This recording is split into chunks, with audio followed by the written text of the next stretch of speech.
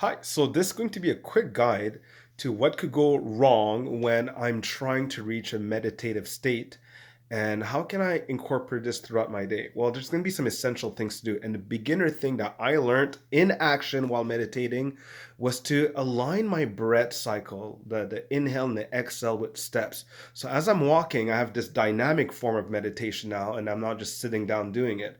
There are benefits sitting down, but it's just more realistic for me to be moving. It sends more blood circulation to my brain as I meditate at the same time. So what I do here is I inhale on 4 steps and I exhale on 4 steps. So it might sound like this.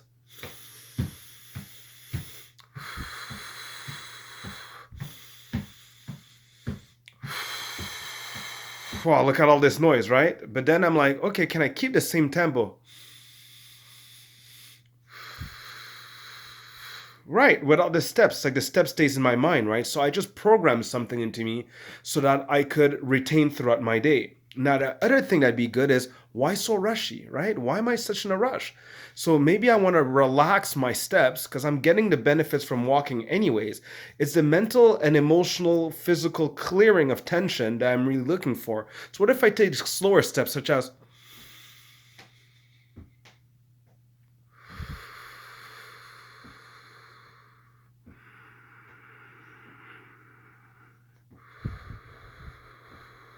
wow, now my system, my nervous system is like feels even more relaxed now. I'm like, wow. So if I'm someone getting hyped, I'm getting hyped up. This is a great way to calm me, but being too calm is not good either. So I just got to be like, find it in between.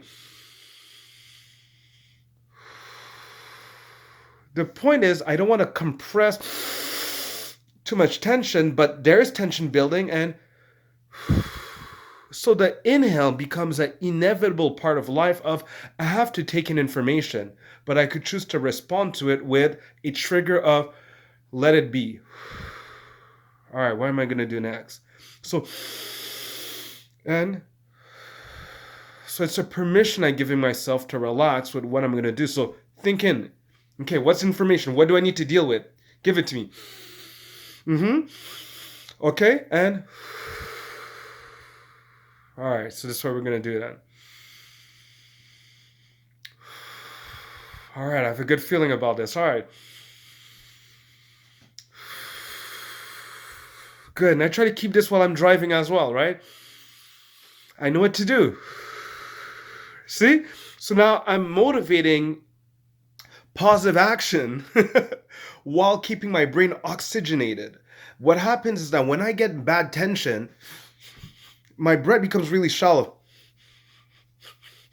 It's like non-existent almost. That's dangerous because now my brain doesn't have the fuel it needs to allow my intelligence to go into action and do something better.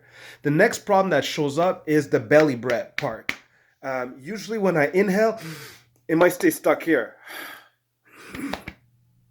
So what I do is I have to relax my stomach first. Like I actually put my hand here and I relax my stomach. Okay? I relaxed it and now I could inhale. Good. And now when I need to exhale,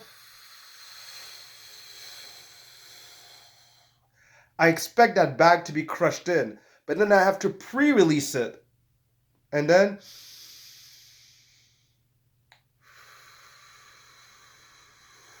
allow it to go in and pre-release it. This is an evolution for me trying to release it as I inhale at the same time, which didn't give me the best results all the time. So I just realized I will relax and then inhale allows your air to go in more deeply. So now as you walk, you're just trying to dose in a slower inhale and dose out a slower exhale. It doesn't have to have the 4 steps, but if you get confused, you could always go back to your 4 steps. So while you're driving, while you're preparing food, like at any moment of your day, you feel like something's taking long at the grocery store, they're all reminders for, all right, if I'm going to be having to wait, might as well breathe and just focus on what you get to do, and just by focusing on the breath you're not going to get stressed, so you might get this signal something's pissing you off. So here we go to sitting meditation now, which is the last part. Why I want to sit and meditate is that when I close my eyes, I sit down, I'm comfortable, I can feel if there's any tensions that need to be addressed. And the tensions are emotional sometimes. So I think that when people don't meditate, it's like receiving a lot of email that seems like spam email that you want to delete, but they're messages from you to you that you're not acknowledging.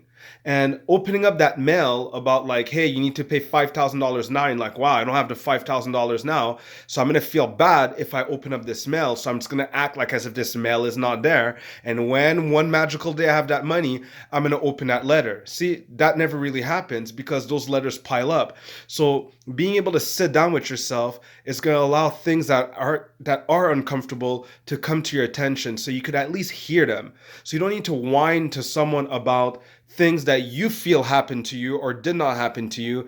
You could let yourself speak to yourself and just make peace with what can you do differently without pissing yourself off more about it, right? And you could see if your thoughts are rational or irrational, and you could put them back into place.